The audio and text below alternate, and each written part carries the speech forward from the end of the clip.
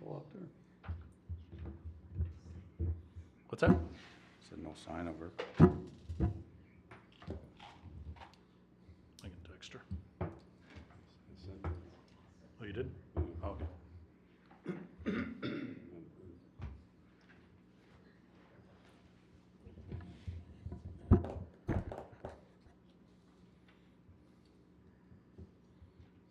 We'll get started without her, I guess. Okay, we'll bring the August 25th, 2025 council work meeting to order. Mr. Mayor and Council, thank you for some of you coming at 5:30 and for the confusion at 6. That was an oversight on our part. I think we were copying and pasting the last work session document and didn't catch the 5:30, so sorry about the confusion on that. We have 4 items to discuss this evening, and I'm wondering if we want to wait till Councilmember Urkel comes for the item number 1, as she's kind of been the champion of that. We can certainly go into item 2 if you'd like. That's fine with me. Okay. Go ahead and move on to 2. Okay, Mr. Mayor and Council, wanted to bring forward the Gimpl IUP enforcement. We have, obviously, as you recall, we repealed the animal containment and we repealed the horse IUPs. And if I can get just the correct one here. I had Nick drive by the property and on Friday and took pictures. He identified 7 horses on the property that he could count, and that's just from the road. And you can see the date on there of the 22nd when the picture was taken. So it just gets to a point now that there's no IUP for horses. There is a violation of city ordinance now, and the council in the past, the prior council had received phone calls from people that the city was prosecuting for violations. So essentially our process was, if a neighbor calls in and says, you got code violations, and the city goes out and determines that there's code violations, we send them a letter. We follow it up with another letter, and we have 3 letters in total that we send. If there's no response at all, at that point it used to go to the attorney for prosecution, and they would bring that to court and follow through that process. The prior council got some phone calls of, why are you taking me to court, et cetera, and decided that it was more prudent that before it went to court that the council would be brought to a work session. The council get the opportunity then to decide what the next step is going to be. In this particular case, 30 days has long since expired since the revocation of the IUP. There has been no movement in terms of removing animals from the property and or communication with the city, such as, we don't have any place for them right now, we're still actively trying, or it is a belief that maybe some of these might be being boarded for other owners. Could be the case, we're not sure on that. But at any rate, wanted to bring it to the council for discussion and determination of what next steps should be. If the council would wish, we can contact the attorney and start that process rolling, which is not a short process. That can take up to a year or so to try and find resolution on that. But then I would also remind the council that these are very large animals to deal with, in terms of removing and trying to find homes for them. So at any rate, it's a very difficult situation, but felt it was necessary to bring it forward to start that discussion and try and find some sort of resolution for it. So you're saying the options are either we send her another letter or we start the process with our attorney, basically. Right.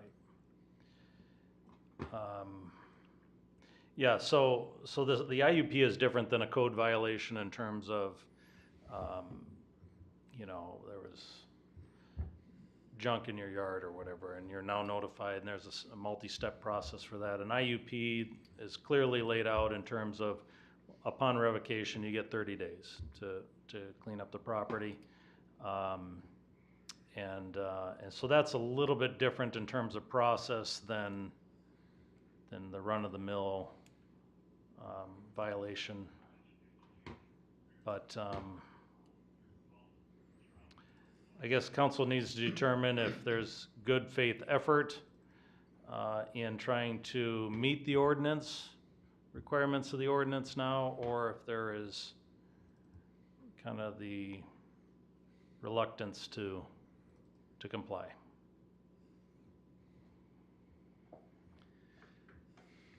What kind of communication has been sent to Ms. Gimpl on this since the IUP revocation?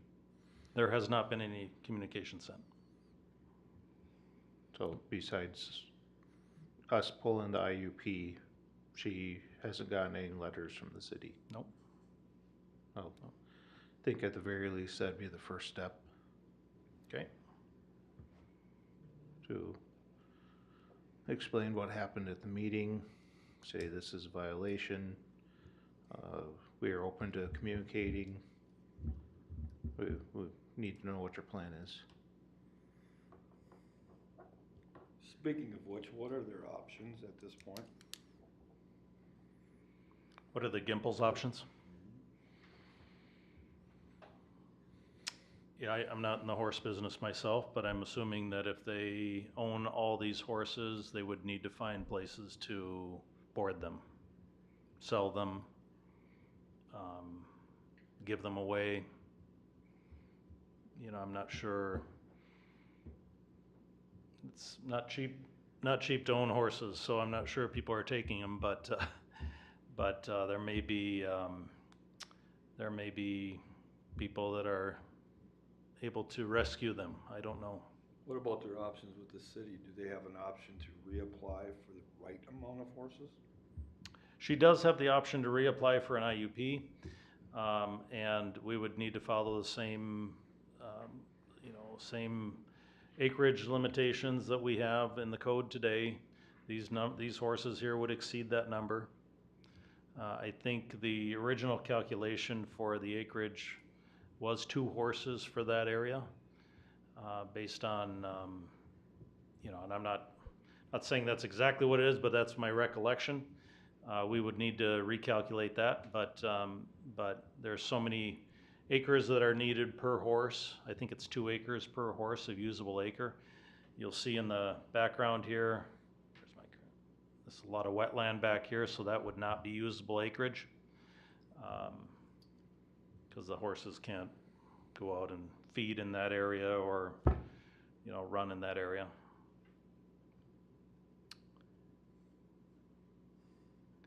So to kind of answer Councilmember Mundell's question on the letter, I think she was well versed in what the requirements of the IUP were. We, as I guess, knew that this isn't a question necessarily in terms of disposition at this point. So we didn't send a letter for the fact that we knew she knew what was required. We can certainly send a letter, but I guess I would need to know, do you extend another 30 days? Do you require, immediate, removal? That's a question. And as we're nearing winter and the ability to store hay and that sort of thing, I'm sure it gets a little bit more difficult to place these animals with somebody that hasn't prepared for them for the winter. So. Well, we need to open up some sort of communication with her in order to get this resolved. So it could be a letter saying this is what's going on, here's your options, you could reapply. If you don't reapply, then the horses have to find new homes. But even if she reapplies, I mean, she's already extended way past 60 days. We need to start enforcing something here too. I mean, she inherited some of these horses when, Low Friday, the city condemned him for neglect to the animals, and she inherited some of these from that. I know that. I don't know how many for sure, but I think we definitely got to emphasize that, some kind of timeline here and moving forward with this. Because even if she does reapply for an IUP, that ain't a short process either. So.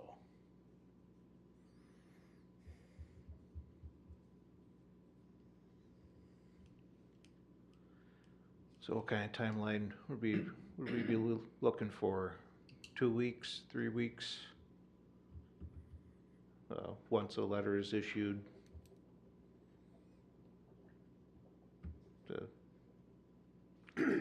Within 2 weeks, have a plan of action? And communicate that with City Hall?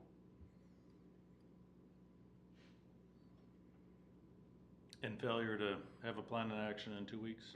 Yeah, there needs to be a timeline on this. We can't just go 30 days again for a letter. No, I need to submit a timeline and then emphasize next step would be through the attorney. Can you send her an email? Would that work? Sure. Be faster than snail mail. We'd probably send a certified letter so they receive it.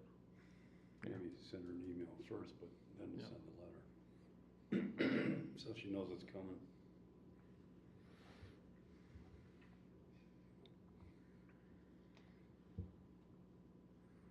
All in agreement?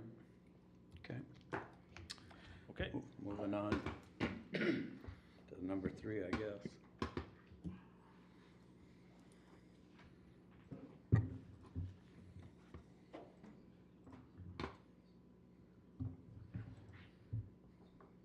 That's what we're riding those in the parade next year. You write that, I'll get on my little one too.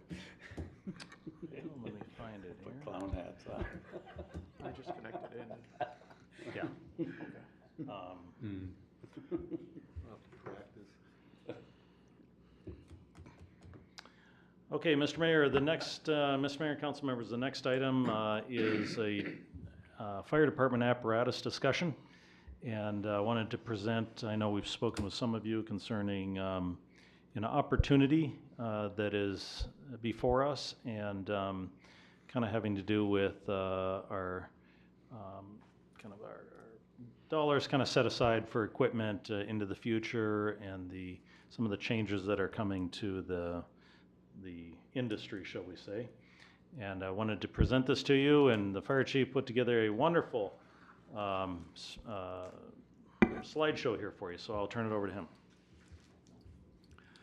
Mayor and members of the council, thank you for your time tonight. We're going to be talking about the fire department apparatus, just a quick overview. We'll touch on what the fire department currently has as far as apparatus assets. We're going to talk about best practices, current lead times on apparatus, and then the opportunity that we've come across. So just a quick overview. We have 3 frontline fire engines: engine 11, 21, and 31. Engine 11 being the oldest at a 2003 model. My research on engine 11 showed that it cost approximately $280,000 to purchase in 2003. If that were to have held true and be adjusted for current dollars today, that would be about $490,000. Today's apparatus are about 2 times that amount, ranging between $750,000 and $1.2 million. Lead times are anywhere between 13 months and 4 years. Pierce out of Appleton, Wisconsin, does offer a true stock truck, which is pre-built and sitting on their lot. It can be available, from what I understand, in approximately 2 to 4 weeks. These are first come, first serve apparatus. The current one they have on their lot is for sale at $930,000. Engine 11 was refurbished in 2019 at a cost of just over $55,000. This included lighting upgrades, rust and corrosion repairs, and other various modifications to extend its life. In 21, the engine in Engine 11 was rebuilt due to a head gasket issue that revealed underlying issues.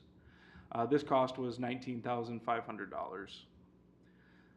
Currently, the apparatus has no specific replacement year according to the CIP, only stating that it's sometime after 5 years. Engine 1 is due for replacement in, I believe, 27. Currently, there is a $75,000 price tag set aside for that. Deputy Chief Uden and I have initiated conversations with Rosenbauer to explore what this money can achieve for us. Engine 21 hasn't had any significant repairs that I was able to find, like Engine 11. And this apparatus also has no scheduled replacement year. Engine 31 is unique, and the reason we're not focusing on that one is because it's unique to Station 3. That station is smaller, therefore the apparatus has to be custom built and purpose built for that station currently. That is also a 2013 from my understanding. We have 2 tenders or tankers. Those are our large water trucks to help us with rural water delivery during a structure fire. We have Rescue 11 and 21, which were both slated for replacement in 2026. We can have further discussion on that at a different time unless it wants to be discussed tonight, but I would actually suggest not replacing those 2 apparatus right now. We have some more pressing needs. I would suggest just using them until they live their usefulness or their repairs amount to too much to justify fixing. The 2 grass rigs that we have are Grass 11 and 21. They're in good shape. They're currently operating as they should, and they are on the CIP for replacement sometime after 5 years. The various support vehicles that I have up there are the 2020 Chevy Tahoe, which I use as the Chief 1 vehicle, a 2018 Chevy Colorado, which is what Deputy Chief Uden uses, a Ford Interceptor, which our officers use as a duty officer program, and a 2012 F-350 that we use as a utility. The Ford Interceptor is a 27 replacement. The Colorado is a 28 replacement. According to what I've been able to find out, East Bethel's plan for apparatus replacement has been 30 years. So 30 years of use and then replacement. So if we look at best practices, NFPA 1901 and 11 give us the best practices for fire departments in apparatus replacements. These are not law. These are recommendations. These are best practices as put out by the NFPA. These standards state that no frontline apparatus should be more than 15 years old and no reserve apparatus should be more than 25 years old. Engine 11 is currently 22 years old with not planning for a replacement for another 8 years. OSHA doesn't have any requirements or language outlining replacement of apparatus, just that they have to be meeting the specifications for safe operation. I also reached out to surrounding communities, and you can see what their replacement plans, and from my previous experience, 20 years has been the norm for replacement of apparatus. Ladders or aerial apparatus are the one exception. Most communities will push those to 25 years due to their limited use and higher price tag. Those are currently sitting somewhere in the $2.2 to $2.5 million price tag. So lead times. One of the reasons we're talking about this is because of lead times. Custom apparatus, such as those built by Rosenbauer, Pierce, and Custom Fire, are 2.5 to 4 years out. So that means if we're not slated for replacement until 2033 with engine 11, that means we have to put in the order sometime around 2029 or 2030 to get it in that time frame. With that, obviously the cost is agreed upon at that time we place the order, but there is a threshold for increase in that price that if it exceeds a certain amount per the manufacturer's specs, the price tag will have to be negotiated again to cover those costs.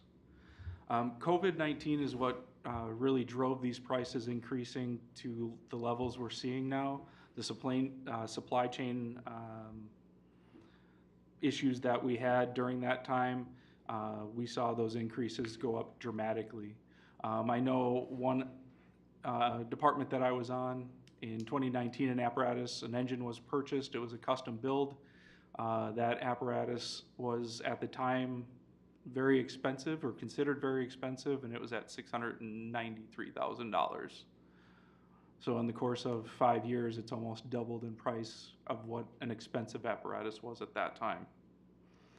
If we look at the stock apparatus or pre-built or spec'd apparatus, we're looking at 2 weeks, which is what I mentioned with Pierce, and HME, which we'll talk about in a second. They're saying that they can meet production lines in 13 months. These are limited options. We won't go through it front to back and be able to say everything that we want on it, but we can get some modifications done at the time of order. So HME, Hendrickson Mobile Equipment is what HME stands for. It's based in Wyoming, Michigan. They've built a line of apparatus that would be more in line with stock units from other manufacturers, with their lead times being that 13 months that we talked about. The cost is approximately $750,000 to $975,000, and HME does offer up customizations to meet some of the specs that we need. We won't be able to change maybe the body compartments and stuff like that, but we can add a front intake and that kind of stuff, which is some of the identified needs of East Bethel's Fire Department. All of the warranty work is done through emergency apparatus maintenance, which is housed in, I believe, Lionel Lakes, if I remember correctly. They have a contract with them. Pierce would be another opportunity. We kind of talked about them already. They're based out of Appleton, Wisconsin. They do all the warranty work. 2 to 4 week lead time, because these are apparatus that are either sitting on their lot or close to sitting on their lots. Again, the current one that they have available is $930,000, and they'd be very limited on what we could add or could request to be added outside of like a cold weather package to have a pump in the heater in the pump compartment to help with the winters. So what does that mean? The CIP has our apparatus planned out to an extent. There's no exact date for replacement, but we do currently have $3 million that, according to the CIP, is allocated over time for the replacements of engine 11 and 21. With that, if we look at HME's deal, there is almost a 2-for-1 deal available now, which if we pursued this deal, it could potentially save $1.2 to $1.4 million over the course of the coming years.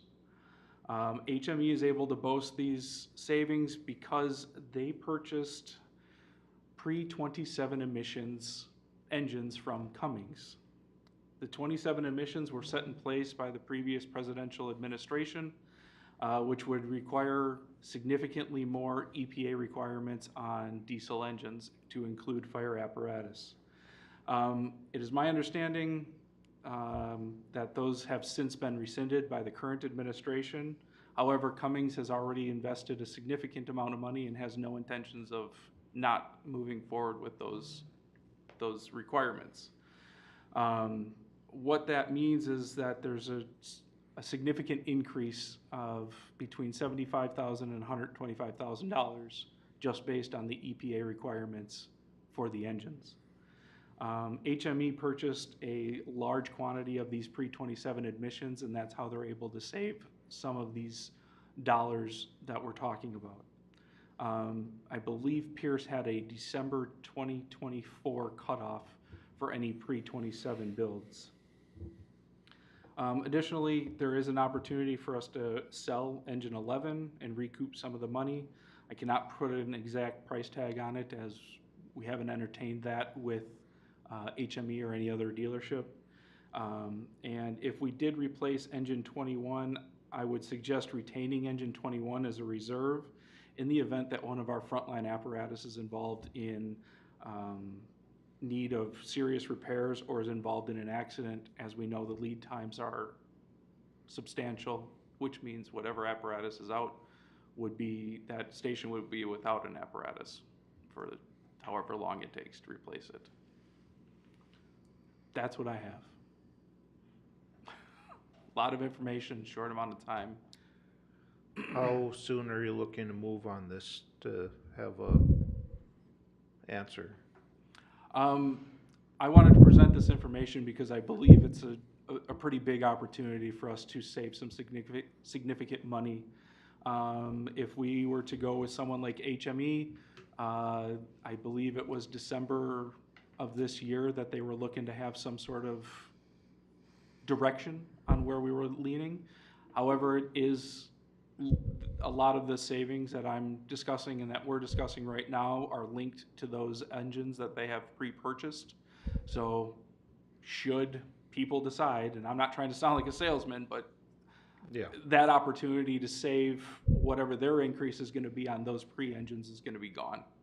I think we're still looking at savings overall, but the prices would increase by whatever they have to purchase those other engines for. So with me presenting this, I'm not asking for an answer tonight, but I am asking for direction on, is this something the council would like more information on? Should we start to pursue this? Should we hold off? I think at the very least we need more information where you're speaking is it HME? HME? Was how do the options that they, since it's a semi-custom, what options do they present that, how do their trucks compare to our current existing trucks? And do we need those options that the HME trucks do not present? So HME happened to be in the area, and we had them, they asked if they could come by with their engine, which is what led to this overall conversation. And we put it alongside engine 11, and they were almost identical in length, size, compartment size. And that truck that came, I believe it was $890,000. The only thing we would have to add to that truck would be a pump compartment heater, so that the water pump doesn't freeze, and then a front intake. With our rural applications, with narrow driveways, narrow roads, we need to be able to put that drop tank either in the front or the back, and we need to be able to draft from it. So that is something we would have to add. Other than that, we liked how it was set up for what they brought. So essentially it was a identical, It was, apple to apple. it was very close. Obviously, technology has advanced a lot since 2003, but what we saw met our needs with the exception of the front intake. One thing that we were going to pursue when we did start to look at replacements of engine 21 or 11 and 21 in appropriate timing was a lower hose bed to address the potential for injury to our firefighters. We would be able to address that. HME does offer a low hose bed to address that need now, which is what we would suggest pursuing should the council see it. If you go to a lower hose bed though, that's gonna limit you on your tank space, ain't it? It's still 1,000 gallons of water, Okay. which is currently what engine 11 and 21 are, to my understanding. say you wanna keep engine 21 as a reserve, where would we house it? I hadn't thought that far ahead. I'm just looking for direction on new apparatus prior I'm to. just thinking of that here, because Yeah. it's a pretty big piece of equipment to house. Yep. It is. We would have to look at the logistics of that and what that means. I don't have an answer for that. I'm not. No, gonna- I agree with keeping it as a reserve. I mean, even that would add to your ISO rating points and everything to have a reserve pumper, because that keep us within our 7 rating for the city, so. Which keeps the insurance costs down for the residents. I would think maybe even some of our neighboring communities might have storage space in one of their maintenance buildings or something. Just an idea. We could definitely look at that, and with it not being a frontline apparatus, there would be no water in it, there would be no water in the pump. So even cold storage, as long as it was out of the elements, would still work. So we could pursue all those options and see what fits our need. Yeah, the county just built a nice new building on the north side of Coon Lake, so. I have seen that building. I was kind of thinking of that building too. I'm like, what is in there? Because it went from really tiny Yeah, to I'm sure. huge. And I know they needed some of the space, but did they need all of the space, you know? But I think they were thinking future too, so it might be something for a couple of years. My question is, you gave us 2 places that you got quotes from. Are there any other places that you can get quotes from that might even be less, you know, from Wyoming or Utah or Texas? I don't know. We have a meeting set up with Fire Safety USA. That's next week. So obviously I can't include them in this one. We haven't talked to them yet. Rosenbauer, I still need to reach out to and hear back from. Obviously, they're a stone's throw from here. Custom fire apparatus only builds custom fire apparatus, so they still fall within that longer lead time. And I can continue to see what else is out there. The one thing is, we want to stay away from the commercial cabs if possible, and at least I would recommend that. There's limited space in there that for our people to get not dressed, but get their SCBAs on. It's just not as easy. It's not user friendly. Let's put it that way, as these custom cabs that cab over design like we currently have. And there might be some savings, but it's not significant like it used to be. There used to be a $200,000 to $300,000 difference between a commercial cab, which is your dump trucks and that kind of stuff, that kind of cab design, versus a cab over design like we have currently with engine 11 and 21. It's that significant difference is no longer there, at least from the current information I have.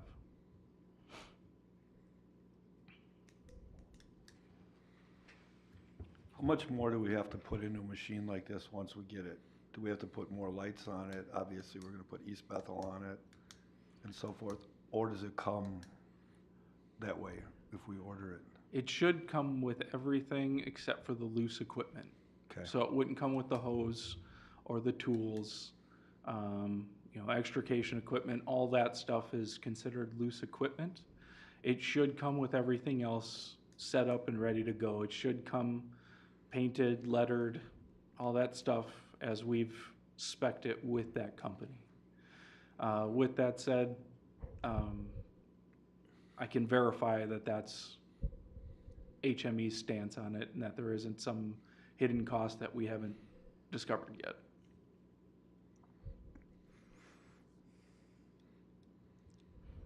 But I agree, I think we should get more information on this. I mean, we've always said we wanna cover all the needs of the fire department. Being careful to separate the wants at the same time. But being fiscally responsible, now and moving into the future, if we could save 1.2 to 1.4 million dollars as a city, that's huge. And that's It something we is. should take very serious and really take a hard look at this. Because there are gonna be opportunities for the city to save money like this. And if we have it available, I think we'd be kind of naive not to take a hard look at it and see what we could do. Okay. I agree, especially if we can get 2 engines for almost the price of one. An opportunity like that does not come along very often. I think it'd save the taxpayers a lot of money doing it this way. That's my opinion. Whoops, I apologize. I'm gonna disconnect. I just wanna take notes. What more do you, what information would you, like to see above and beyond what I've already, presented for you? Well, that could be emailed, or we can meet with you as needed to, and you could give us an overview of the fire trucks. We can ask questions at that time. Okay. And you said you had another meeting with another supplier, so maybe by, I think it's the September 22nd meeting, we might have something of a plan. I can bring more information to that meeting. Yeah, if. I just so wanna you- make sure I have the answers for the questions that. Yep, yeah, that's where, say, we can meet with you separately or pairs, however, and Okay. review everything. We can bring our questions to you then, and so hopefully by, call it the September 22nd meeting, we might have a plan of action of how we wanna proceed. Is that a Yeah, okay updated timeline? quotes and updated, additional quotes if you have them from additional suppliers. And, but I have a question. You said, I missed the first part of what you said, and that was about the emissions. What's the difference? It's not gonna be diesel, but what is it? What kind of emissions are the new ones going to have from HME? They will still be diesel trucks. However, in 2027, it was planned that additional emissions requirements would be placed onto diesel engines. And that cost would amount to somewhere between $75,000 and $125,000 just for the emissions updates or requirements as set by the EPA. So They'll it- still be diesel engines. Oh, so it releases less, smoke, diesel smoke and stuff is what you're saying? I'm trying to figure out what the difference is. What, you know, I know Something like there's that. emissions requirements, but I'm just like, well, what's the difference? It's different filtering on the exhaust, it's different ways on which the engine runs, it's Okay. Efficiency of the engine running, it's a multitude of different things. With Cummins being one of the largest suppliers of big diesel engines, like I said, they have a substantial vested interest in that already because they had to meet it within, a certain amount of time. Yeah. And I've heard a very large number, and I'm not gonna quote it because I haven't seen it, but I've heard a very large number, and it's not one they're gonna back away from and say, well, we're not gonna do it. I understand. But, yeah. So Chief, if we got these before that goes in place in 2027, they wouldn't come back and make us do the same thing to the other, right? We'd be like grandfathered in? That's my understanding, because we couldn't retrofit engine 11 or 21 to meet those because of the way that The way it's designed. everything else that's gonna be going into them. One of the things that they're redesigning is the tunnel of those cab over designs because of what's required alongside the engine with the additional filters and mufflers and those types of deals. So when you're talking about starting to redesign the cab Yeah, to fit those, retrofitting would really not be an option. okay, good. So what new technology is in these new vehicles? A lot. Well, that really is going to help our firefighters. I would have to work on a list of everything that's changed. Yeah, you can bring that back. You don't have In 23 years. There's a lot. HME also offers, according to what I've learned about them, they offer a lot of upgrades as standard. So they use a galvanized frame versus a painted frame, which is an upgrade at the custom designer level. They use steel stainless bodies instead of aluminum, or steel bodies that can corrode or rust. And again, that's an upcharge for other vendors. So they've built in a lot of the wants of some of these, and it's just part of their product, which made them more attractive, because some of those upgrades are substantially expensive, which is that's what gets you to $1.2 million for a fire engine. Do you have Okay. do you have a spec sheet on the engine yet? I don't have it on the low hose bed, but I do have it on the one that they brought to us that we looked at. Yeah, I think that'd be beneficial if you could email that to everybody. I can do that. One of the technological upgrades that they have is the pump panel area, which is usually filled with gauges and levers and all these kind of deals. They have a new system called a SAM system, and it's essentially an iPad that runs the pump. It's all electric valves on the inside.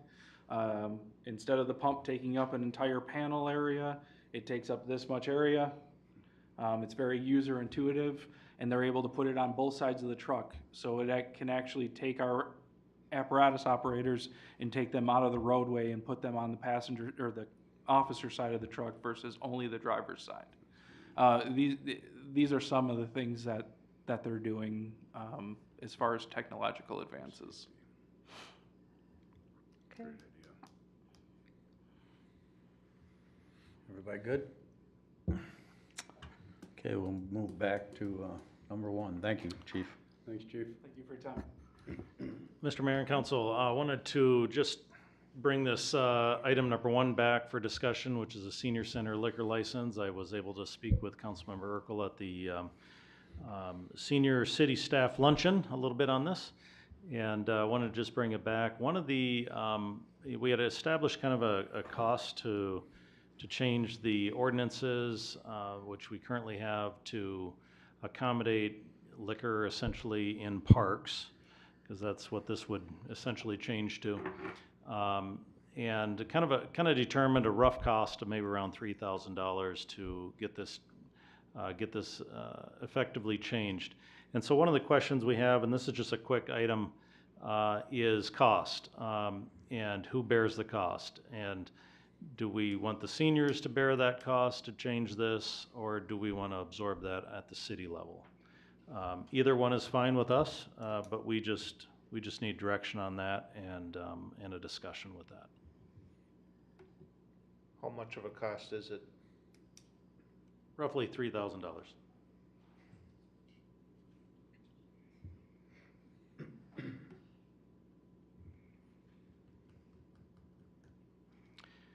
Would we will be able just to split the cost We can, if it's something that's benefiting the seniors, and it's also in a way benefiting the city?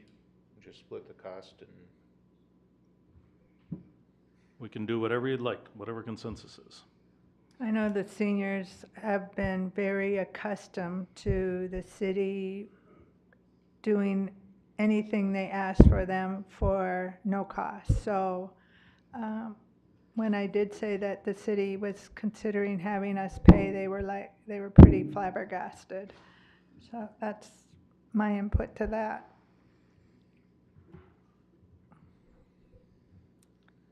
They quit charging for the meals over there, so their budget is slowly declining. I don't even know if they have $3,000 in their account right now. And Mr. Mayor and Council, there's flexibility in that. Certainly it doesn't need to be paid all at once or whatever the case is. If you decide to do that, it can be stretched over a year or 2 years or whatever would be responsible. I think in the past, a lot of what they've requested is, you know, facility maintenance and things like that, cleaning up, making it look nice. This is more of a, maybe a profit center a little bit, would generate some profit. But that's, again, it's totally up to you guys what you want to do. And Is this a one-time cost? yeah, this would be a one-time cost. So it's not per year? No, no. No, once the ordinance is changed, that would, you know, right now, if they wanted to have an event over there with a vendor coming in to sell liquor, it would have to be a one-off permit, just like they did in Booster Park for the festival. We wouldn't be able to facilitate that for them if they're doing, you know, weddings or anniversaries or whatever would require that over there on any given weekend. It just wouldn't fit the schedule to be able to authorize a permit for every single one, which is kind of the reason for this ask. But then it would require going through all the city code that prohibits any of this activity in parks, and kind of tighten it down around senior center operations and that sort of thing, and make sure that everything is clear, so that when there needs to be enforcement outside of other parks or whatever, you know, people don't say, well, they allow it, you know, here. I mean, it has to be well written, and it's going to take some legal work. It's going to take some planning and zoning work to get this through and make sure it's done to the extent that it will be clear for everyone, you know, moving forward. Probably mostly legal work, I would say, would probably generate that $3,000. So the seniors would be the ones requiring whatever vendor they bring in to have the dram shaft insurance and everything? That is, Mr. Mayor and Council, that is the direction we're recommending right now, is that they would need a food license vendor. And there are 2 in the city right now. There's Route 65 and there's Smokies. And they would need to contract with them. There would have to be, according to state law, there'd have to be food sold at the same time as liquor. And so those requirements would need to be met in order to authorize this. And we can, all of that will be spelled out, obviously. I do have a question regarding that, because I know there are vendors that have only liquor licenses and go to places and only sell liquor. And food is usually there, but it's not from the person who has a liquor license. So how is that state law pertaining that it has to be a food liquor place and not just a liquor place? I don't understand that. I'm not sure about the example that you used of just liquor. Well, there are, It'd probably pertain to back when the fire department used to have dances. The Lions always carried the insurance, and all they did was sell the beer. They didn't Okay. sell any food, anything else. right, well, and there are companies that have just liquor licenses and get hired for private events just to sell liquor at these private events. So how is it a state law that, I'm just not I think I need to see this state law, because how can some places hire only liquor salesperson, and yet we're required to have a liquor food person company? So I just, that's just kind of, it just seems like there's something missing there. Well, we can certainly pull that up and get that information. Yep. Carrie is our foremost expert on all things liquor.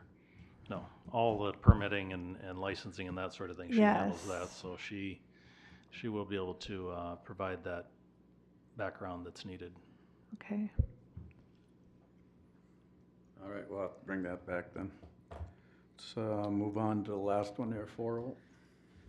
Okay, Mr. Mayor and Council, I received a phone call from from our senator, Senator Kalbar. And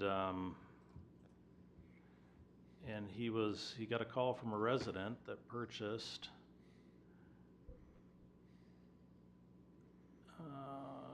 Across the street, right in here.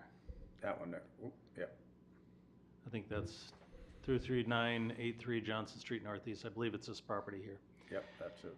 And the individual wanted to put a pole barn in, I'm assuming probably in this space here, and called in to get the specific, actually called to determine if that was possible, and based on acreage requirements, it is possible, and based on zoning, it isn't possible.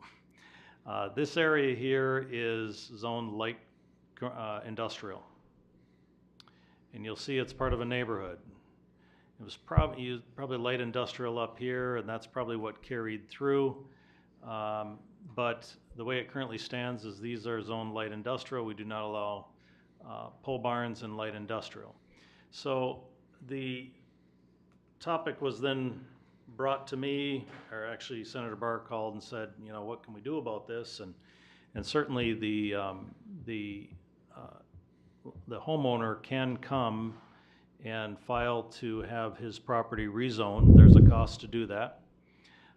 Or alternatively, the city could initiate a rezoning on this. And if we did that, this would then become residential, probably more fitting. I don't see this area transitioning over to light industrial anytime soon. But in the event that the city were to initiate this, we could bring this through the process. The city would absorb the cost on this, and then ultimately allow the homeowner now to apply for the permits and things necessary to put up a pole barn in this area. You'll see there's other pole barns here, so it's consistent with the neighborhood, but just kind of getting caught in the zoning trap a little bit here. So wanted to bring this before the council for discussion to see if one, you want to consider rezoning, two, if you want to consider the city running that application through for this neighbor and quite possibly the other neighbors too, that, you know, if they ever wanted to put a pole barn in, they'd run up against the same thing as well. I think it's common sense to do that. That seems like a mistake. Yeah, I agree. It should be residential. So there's a consensus of the council that the city should initiate this and absorb the cost into that. Okay. I will direct Grace then and Kendra to begin that process. We'll run through planning and zoning. We'll submit comp plan adjustments. We don't foresee any problems really with Met Council on this. They're typically not, you know, they're more concerned about residential than they are about commercial properties for density reasons. But we'll run that through and get that underway. And I'll advise the senator and the landowner that should be coming through here in the next month or so, and when timing allows, and we'll get that process. So, all right.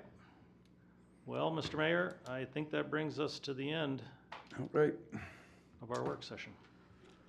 I'll close the work session, August 25th, 25 work session.